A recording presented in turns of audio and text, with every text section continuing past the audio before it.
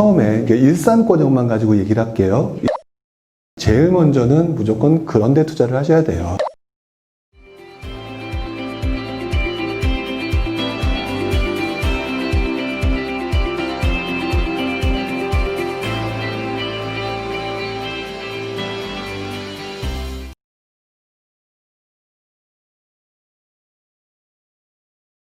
지역에 대해서 궁금한 게 좀 있어서요. 조정 해제가 되면서 일산이 지금 많이 관심을 받고 있는데 거기에 더해서 지금 기존에는 3호선 라인 쪽에 좀 강세를 띠다가 경의선 쪽이 좀 관심을 많이 가져지게 되고 학군 지역이 중심이 되고 있는데 그 앞쪽에 덕은지구나 이 대곡인가? 분양이 다 완료가 됐잖아요. 제가 지금 시도를 하다가 좀 들어가지 못하게 돼서 그런데 선생님이 보시기에는 기존의 일기 신도시하고 덕은 쪽에 지금 개발이 되고 그 뒤에 계속 추가적으로 분양이 나올 거면 어느 쪽이 더 낫다고 생각을 하시는지? 저는 그런 식으로 투자를 안 해요. 말씀하신 질문 속에 약간의 어폐가 있다라고 말씀을 드리는 거예요. 그 뭐냐면 많은 분들이 이제 사실은 표현의 문제일 거라고 생각은 들어요. 항상 보면 어떤 식으로 표현하냐, 여기는 어떻게 생각하세요? 또 여기가 좋다고 생각하세요? 여기가 더 좋아질까요? 라고 얘기를 하시거든요. 사실 맞는 말씀이긴 한데 그렇게 투자처를 찾으면 잘 못 찾아내세요. 보면서 자꾸 그렇게 접근을 하시더라고요. 어떻게 보셔야 되냐면 아까도 말씀드렸듯이 처음에 일산권역만 가지고 얘기를 할게요. 이 이야기 편하게. 일산에서 사람들이 제일 선호하는 데가 어디일까요? 한 군데만 있는 건 아니겠죠? 말씀하신 것처럼 여러 가지 자기 입장에 다 틀려요. 그 대표적인 데가 일단 킨텍스 주변, 장성마을 쪽, 그 다음에 주염역 쪽, 역세권, 그 다음에 말씀하셨던 그 후곡마을이라고 하는 학세권, 그 부분이 제일 인기가 많죠. 중요한 거는요, 제일 먼저는 무조건 그런 데 투자를 하셔야 돼요. 아무도 관심이 없었을 때는. 자, 그랬는데 분명히 누군가가 선호하니까 강남이 먼저 오르는 것처럼 그런 동네는 어느 동네를 보시든지 그 동네에 메인 핵심 랜드마크를 찾으셔야 되는 거예요. 그렇게 들어오거든요. 들어오고 난 다음에 그 옆을 차근차근 보시면서 사람들이 어디를 선호하는지 동선을 찾아내셔야 돼요. 보통 그렇게 해야 되는데 가서 그걸 확인하고자 하는 게 아니라 항상 보면 어디가 오르죠? 여기 괜찮아요? 머릿속에는 어디가 괜찮은지 이미 찝어놨어. 그리고 나한테 확인해. 대부분 다 그런 식이에요. 근데 저는 그런 식으로 하게 되면은 안 된다고 보는 게 왜? 찍어는 놨는데 많이 올랐어 그동안. 많이 오른 데는 덜 오를 수밖에 없어요. 그러니까 그렇게 보면 안 된다고 말씀을 드리는 거라. 그래서 보면 그 동네의 동선을 자세히 보시게 되면은요, 제일 처음에는 요즘은 이제 킨텍스가 메인이지만 정확히 말하면 주염역의 두산 아파트예요. 그 동네 가서 보시면 왜? 주염역 가깝고 바로 앞에 초등학교가 있고 그래서 두산 아파트를 처음에 찾아요. 그리고 난 다음에 두산 아파트 옆으로 살기 좋은 데로 번져요. 그리고 또 학세권을 찾는 분들은 그 주염역 아래쪽으로 쭉 내려가서 후곡마을이라는 데를 가서 제일 먼저 LG 아파트를 딱 찍어요. 왜? 찾기를 안 건너고 오마초등학교를 가요. 그리고 찾기를 안 건너고 학원을 가요. 딱 그런 핵심 요소들이 있어요. 그리고 난 다음에 그 동네가 퍼지는 거거든요. 그렇게 해서 퍼졌을 때 사람들은 그 다음에 움직이는 데가 백마의 헌가 그쪽으로 넘어가는 그런 모습을 보인다는 거죠. 사람들이 대부분 다 성향이 똑같아서요. 다 그런 패턴으로 움직여요. 그랬는데 지금 아까 말씀드렸던 것 중에서 이렇게 얘기를 하셨죠. 거기는 원래 3호선들을 좋아했는데 요즘 들어서 경의선에 관심을 갖는다. 그건 별도로 보셔야 되는 거 지금 섞어버리셨어요. 처음에는 그 동네 랜드마크를 찾으셔서 거기서 사람들이 대체적으로 어디로 흘러가는지를 보셔야 되는 상황에서 아까 말했던 주염역 쪽에 두산과 학세권의 LG 아파트라는 거를 딱 본단 말이죠. 그랬는데 그 동네에 최근 들어서 새로운 호재가 나타나고 있는 거예요. 왜? 대곡소사선이라는 전철이 뚫리게 되어 있죠. 근데 정확히 말하면 대곡소사선이 뚫리면 대곡역하고 부천에 있는 소사로 뚫리지 일산으로는 안 들어와요. 원래 안 들어오는 노선인데 최근 들어서 그 일산역까지 들어오는 것 가지고 따져서 지금 들어오는 그걸 연결고리를 만든다고 해서 그게 지금 예정되어 있는 거거든요. 그렇게 되면서 일산선을 얘기하면서 일산역이 생기는데 일산역이라고 하는 게 바로 후곡마을에 가까워요. 자, 그렇다고 한다면 이 호재가 얹어짐으로 인해서 후곡마을이 더 좋아지겠죠. 또 대곡소사선이 어디로 가냐면 김포공항을 해서 9호선을 타고 강남을 들어갈 수 있는 되게 좋은 노선이니까 그렇게 간다는 거죠. 그러니 결국 지금 봐야 될 것은 후곡마을 그 뒷부분에 일산역이 생기는 주변에 현재 상대적으로 지금은 선호하지 않는데 왜냐하면 LG 아파트를 기준으로 선호하니까 그걸 퍼져나가는데 일산역 주변으로 시작해서 또 퍼져나갈 때가 어딜까라고 해서 맞물리면서 상대적으로 싼 곳 그런 데가 나중에 더 오르니까 이렇게 접근을 해주셔야 맞는 거라는 거죠. 그게 일반적인 전통적으로 보는 방식이에요. 그리고 두 번째 보는 방식이 또 있는데요. 미친 장이 나왔을 때 보는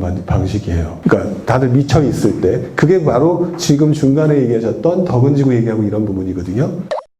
지금 다들 보실 때 보면 초보자분들이라서 그런지 몰라도 항상 보실 때 지금 제가 말했던 그 랜드마크 이런 것 자체를 찾아보실 생각을 전혀 하지 않고 지금 현재 분양하는데 그 다음에 가점 얼마 요것만 보신단 말이에요. 하지만 실제로는 제가 말씀드린 것처럼 이거는 지금 전부 다들한테 포함되기 때문에 말씀을 드리는 거예요. 이러고 또 일산 또 몰려가지 마시고요.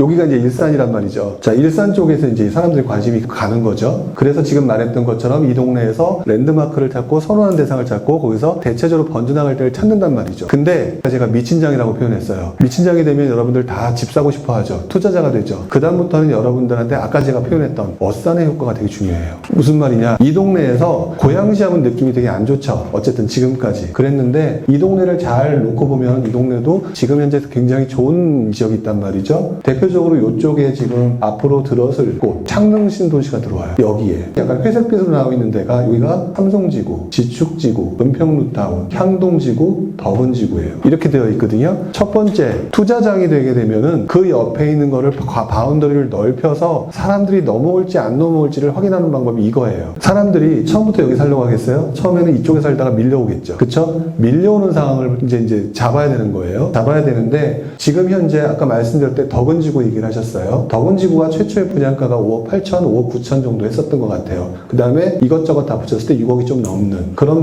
분양이었었고 지금 현재 이 아파트가 그 향동지구의 아파트가 7억 정도 해요. 그러면 향동지구와 덕은지구는 서로 라이벌 관계가 돼요. 6억에 분양을 했어요. 지금 현재 새로 분양하는데 아직 멀었죠. 근데 창릉 신도시가 분양한다고 해서 이 동네가 되게 좋아져서 7억이 됐어요. 지금 현재 7억 정도 되거든요. 근데 보시는 것처럼 이 앞에 한강변이죠. 한강변에 있는 아파트가 나중에 좋아질 수 있겠죠. 자, 그러면 어떻게 생각하세요? 나중에 이 아파트 가격과 비교해서 내 아파트 가격은 최소한 7억 정도는 돼야지가 아니라 7억보다 높겠다고 생각하죠. 자, 그러면 이 앞 동네에서 서로 투닥투닥 하면서 가격대가 상승 조건이 만들어집니다. 여기서 이쪽은 10억이 넘죠. 당연히 서울 쪽이니까 나름 합리적이죠. 이쪽은 10억이고 여기는 7억대니까 이쪽이 6억대일 때는 이쪽이 한 4억대였단 말이죠. 서로 키 맞추기를 해요. 갭 메우기를 하고 이 과정을 막 벗어나요. 이쪽 동네는 이런 거 없죠. 그냥 사람들이 싫어했어요. 그냥 일산이면 안 가요. 자, 그랬던 상황이고 그리고 이쪽 동네 같은 경우는 이미 7억대를 넘어서 있어요. A급 아파트. 그러면 이 둘레를 돌아서 뺑 돌아서 7억대란 말이에요. 근데 며칠 전에 혹시 여러분 능곡의 부산 위브 아파트가 분양가를 잡았는데 계속 빠꾸먹고 한 얘기 들어보셨나요? 그런 기사를 보면서 달랑 그 기사로 판단하시면 안 된단 말이에요. 지도를 놓고 거기다 붙여서 보시셔야 돼요. 그러면 여기가 어디냐? 그 공항에서 나가는 거기 때문에 한 요쯤이에요. 여기가 아까 말했던 향동지구, 여기가 덕은지구, 그 다음에 이쪽에 능곡역 주변에 요쯤이 새로 분양 아파트인데 여러분들 새로 분양한 아파트 분양할 때 그 옆에서 그 전에 분양했던 아파트보다 항상 보면 조금씩 비싸게 분양하죠. 수익을 내야 되니까. 그래서 얼마에 분양했느냐? 6억에 분양을 했어요. 6억에 분양을 했거든요. 그리고 좀 이따 여기다 분양한 아파트가 또 있어요. 그러면 이 좀 이따 분양한 아파트는 분양가 높을까요? 안 높을까요? 높겠죠? 그리고 여기도 분양이 또 있어요. 그러면 여러분들 덕은에 사실래요? 능곡에 사실래요? 덕은일 가능성이 높죠? 그러면 얘보다 얘가 높겠죠? 얘도 분양할 게 많아서 계속 치고 가격대가 올라가죠? 얘도 그러면 치고 올라가죠? 그러면 옆에 있는 향동은 덩달아 치고 올라가겠죠? 그러면 이 동네에 일산을 앞에 두고 이 동네 그럼 얘는 가만히 있을까요? 삼성이라는 동네가 나도 꽤 괜찮은 동네인데 더더욱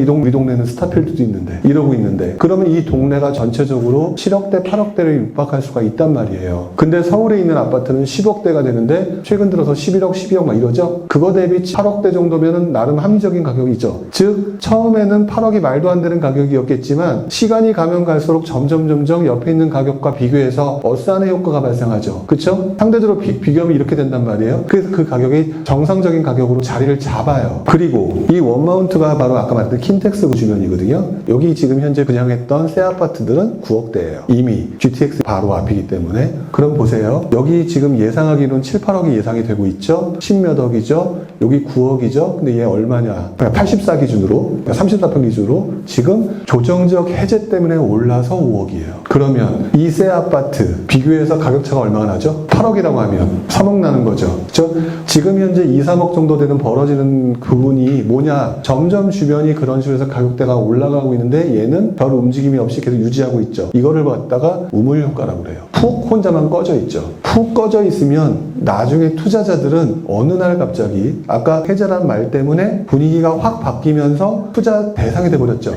얘가 투자 대상이 되는 시기가 온단 말이죠. 우물 효과가 나타나면은요, 언젠가는 이 동네는 올라가게 돼 있어요. 상승기에는. 이런 식으로 아까 말씀드린 일산 하나만 보게 되더라도 처음에는 그 동네 랜드마크부터 시작해서 차근차근 보는 방식이 있고요. 호재를 엮어서. 그 다음에 상승 후반부에 다들 유동성 장이화가 되면은 투자를 찾아서 움직이는 사람들이란 말이에요. 움직일 때 정말 신기하게도 이 도로를 따라서 철도를 따라서 움직여요. 사람들이. 그랬을 때 이 동네 주변에 있는 가격을 비교하는데 보통 이 감정평가하는 애들이 쓰는 방법이 그 거래사례 비교법이에요. 이 동네 이 아파트가 얼마니까 여기에 감정가는 이 정도 되겠다. 그거를 여러분도 써먹기 시작해요. 여기 있는 아파트가 6억인데 얘가 7억이니까 이 아파트는 7억이 되겠다. 거래사례 비교법이 활성화가 되면서 얘는 4억이면 5억이면 말이 안 되지 않아? 물론 신축과 구축의 차이가 있지만 나중에는 또 가다 어떤 상황이 되느냐? 전세 가격이 올라가거나 뭐 이렇게 가지고 더 할 수가 없으면 금방 전에 신축만 쳐다보던 사람이 이제 구축도 봐야 되는 상황이 됐죠. 그랬을 때 지금이라도 이거 안 사면 안 돼. 라고 해서 후반부에는 구축이 급등하는 장이 나와요. 그래서 아까 말했던 2006년, 7년, 8년도 후반부에 서울에 있는 노도강이 급등했다라고 말씀드린 게 이런 우물 효과 때문에 나왔습니다. 마찬가지로 여기가 이렇게 나온단 말이죠. 투자는요. 그래서 알고 보면 원리가 되게 간단해요. 근데 지금 이 말로 들으면 되게 쉽죠. 그렇죠? 근데 내갈려면 안 되죠. 그게 왜 그러냐? 머릿속에 제대로 안 들어와 있어서 그런 거예요. 한 번도 그렇게 해본 적이 없으니까. 이런 상황이 다른 동네는 안 그럴 거냐? 첫 번째 랜드마크를 찾으시고요. 그리고 그거의 동선을 찾으시고 그 다음에 호재가 들어옴으로 인해서 어떤 호재가 있는지 그 다음에 호재로 인해서 그 동네가 지금은 아니지만 나중에 바뀔 것이 어디인지 이거를 찾으면서 좋은 대상처를 찾는 거고요. 그 다음에 마지막에 찾는 방법이 지금 말했던 것처럼 가격 거래 사례 비교에 따라서 가격이 옆에서 사람들이 동선을 찾아 움직인단 말이에요. 그랬을 때 상대적으로 우물 효과가 나타나는 곳을 찾아서 거기로 투자를 하는 거예요. 그리고 그 현상이 어떻게 보면은 아까 말씀드렸던 그런 식으로 뭐 성남을 볼 때 위례를 통해서 흘러내려오는지 또는 반대로 판교 같은 경우는 이를 다른 동네랑 비교해서 가격대가 지금 얼마나 안 올랐는지 안 올랐다는 얘기는 우물 효과가 나타났다는 얘기잖아요. 이런 식으로 보는 기본 패턴을 잡으셔야 돼요. 근데 이런 부분에 대해서 조금 명쾌하게 설명하기가 어려워요. 시차마다 다르기 때문에. 그래서 그런 부분에 대해서 정확하게 설명하기가 좀 어려운 부분이 약간은 있어서 내가 할 때 조금 헷갈리시긴 하겠지만 어쨌든 그런 식으로 좀 봐주시는 게 좀 맞지 않을까라는 생각을 해봅니다. 제가 일산에 대해서 설명이 좀 됐나요?